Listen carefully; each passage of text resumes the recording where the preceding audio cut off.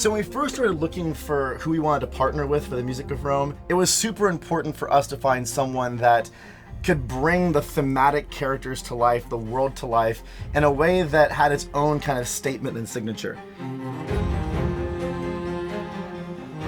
You know, sometimes, I mean, we've talked about this some, you get these kind of soundscape soundtracks where it's more sound painting than it is thematic music, and that's not what we wanted. We wanted these themes that could grow and change as the experience went on, as you go on this epic adventure. And I mean, hearing Thomas's music, I think we certainly accomplished that with the theme so far.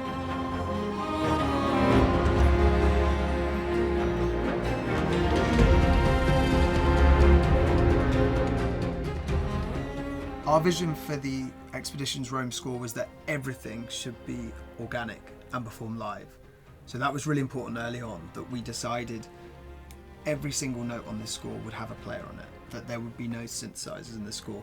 We would make sure that it was organic as possible, because that's how you ground the player in that zone, and that's how you immerse them in the world. If there are things that aren't meant to be there, subconsciously you'll notice. And so even though we were trying to do something very, hopefully very new with the sounds, they were still 2,000 years old.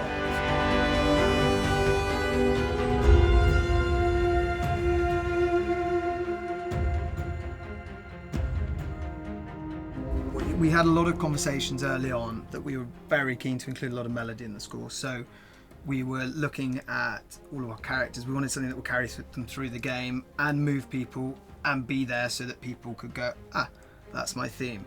So we did a lot of that, and then obviously the other side of it was finding the authentic sound of the era. So a lot of research into ancient instruments, but also how we could make that modern and bring a kind of new edge to it, so that it wasn't just source music from the era.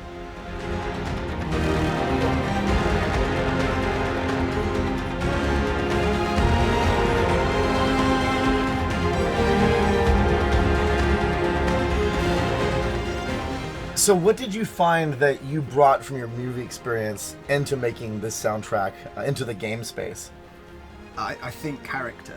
I think character is so important in film, and actually in game, it's really not that dissimilar to film. You've got to find your character. You've got to get inside them. You've got to work out why they are who they are, and where it's very different is you don't know what the outcome. And especially in this game where anything can happen, you don't know where it's going to end up. So it's getting used to that idea and having themes that can be very flexible. Yeah, and I know this came up a lot while we were working on this whole thing. It's the characters can change. Yeah. There's a lot of things that happen based on the choices that you make as a player. So, you know, you have to find characters that are very robust to reflect those different personality opportunities. Yeah. And I think that's the big difference, is that with a film, you know your ending. You watch your 2.5 hour film, and you know where it's going to finish. And so writing the music for that, you've always got the arc in your mind. Whereas this, I mean, 100 different endings, 200, 300 different endings. So you've got to come up with themes that are flexible and can be used in so many different ways.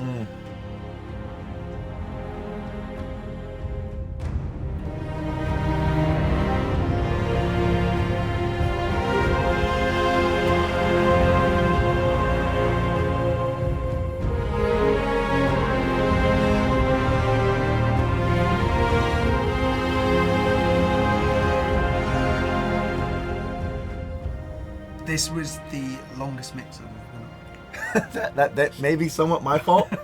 No, it wasn't. We spent 3 weeks mixing this, which was worth it. It was great, wasn't it? I mean, it was so collaborative. We were sending things back and forth at 4 a.m, and it just allowed us to give that extra love. I mean, it's beautiful. I think it came together great.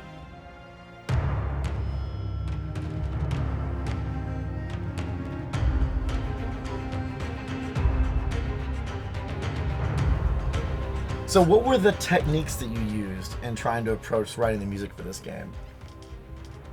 It was immersive. So we obviously had the 4 areas, and I stuck to each area. So I went to Greece first. I was in Greece for 2 months. I was getting immersed in all the local sounds at that time, researching them. I would do that for 2 months, and we would obviously chat a lot about it and discuss if we were in the right zone, and then I'd move on to the next area. And actually, by the end, we had our 4 areas, our distinct tone, and that's when we sort of went back and started tweaking bits. But it was very much stick to your sound for that area. Exploring Greece was really interesting because obviously it has such a distinctive personality that I really enjoyed being immersed in that. Well, it started from looking at the game. So obviously there was those turquoise seas and there was all that Mediterranean colour, which I think set it apart. So there was lots of plucked instruments. We went and researched heavily on what would have been around. There's obviously things like bazookas and things like that in there, and lots of lyres. But it was about having that kind of vibrant plucked sound, which was a lot of fun to do.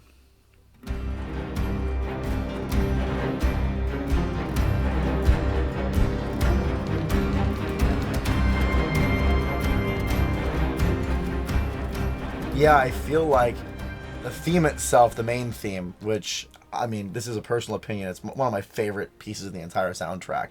And it was something that took a lot of iteration, a lot of collaboration between multiple people, you, me, Justin, Jonas. I mean, it was about trying to find what had the emotional response. And I remember when we finally kind of got the whole thing together, it kind of split off where it was mostly me and you kind of working together for a while. We sent this version of it over to Jonas, the creative director, and his response was, I feel like I'm ready to go on an adventure. And that's what we wanted, is it differs from all the other themes in the game, because the other themes are character themes, whereas this theme is the player's theme. So this is with them on the journey for the whole thing, and it was so important that they felt that sense of excitement going out. Okay, we're ready to play the game now. Go out and you've got your theme with you, and also having something that we could mold to how their game's going and how their experience is within the game. And I think it was so important that it was structured like that, because it grounds the player. It gives them a reference point. You know, they're going through so many amazing different places in this game.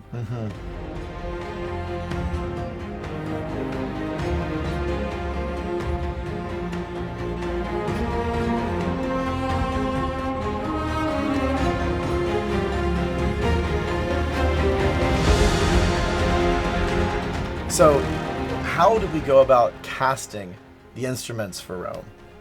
Well, we knew we needed a big sound. So first off the bat, we had 2 orchestras on this score, which is quite a different thing to do. I've never done it before, but for some of the combat tracks, it was quite interesting having, I think on some of the tracks we had over 200 players. Wow. Which gives you the size. And then at the other end of the spectrum, we needed some of it needed very intimate music. With lots of colour, and so we had a band of 6 soloists that we used in bits to bring the colour and the human element to it. We knew we needed something unique for different areas, and it can't all be big. So we had 6 soloists that help us define different sections of the game. The soloists were such a special thing, you know, finding these musicians with, I mean, everyone that worked on this was incredibly talented, both orchestras, everyone. But I remember the process of identifying these talent and Thomas bringing some of these people into the project that could really take what are, you know, challenging parts when it comes to how much emotion and shape we wanted them to have, and just nailing it. Like just nailing it and really having that that personality and character just really blossom forth from the music. One of the really fun aspects of the score was recording Andy. It was 3 days of experimenting. So we'd written the score. We had our woodwind. We had all our ethnic woodwind instruments that we knew we were going to use. But Andy brought maybe 200 instruments into the studio. He had one of the giant like bass flutes. Like yeah, those things. It's a contrabass flute. Yeah, I think it's huge. Yeah, and he would rattle something out the bag. We'd listen to it, we'd go, hone in on what we want. And then if there wasn't an instrument for what we wanted, he'd invent it. So I remember with Cleopatra, we needed that really sultry sound, but sort of arrogant, sultry. And all the demos were duduk. You know, we'd put it on the duduk. And it just, something wasn't quite right. And Andy rattled around his bag, we tried a few things, and none of them were really working. And he said, let me try this. And he put 2 flutes together 2 different flutes, a wooden one and a metal one, and then put some cling film over it, and that was her sound for the game.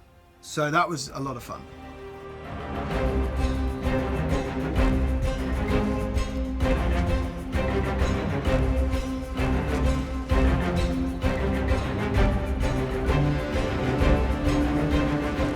Just like with the soloists, we really wanted to have that emotional connection, and it wasn't just about big, bombastic, be as loud as you can. There was this, trying to capture the phrasing and just that emotion that needed to come out. And I mean, they were great at responding to that. Yeah, I mean, I think it comes back to matching the game. Yeah. There's so much nuance in the game, you have to match it with the score. And so I remember you phrasing to singing things to the orchestra, phrasing them, that we wanted that passion from them, and they delivered it. It was just so much fun watching it come to life after, we've been working on this at this point for almost, a couple of years now, and you hear it in like the digital version getting ready for this moment, and then you finally have that breath of life coming in, and there were a few times we're sitting there and like looking back and forth going, like this is really, like here it is. It's so exciting.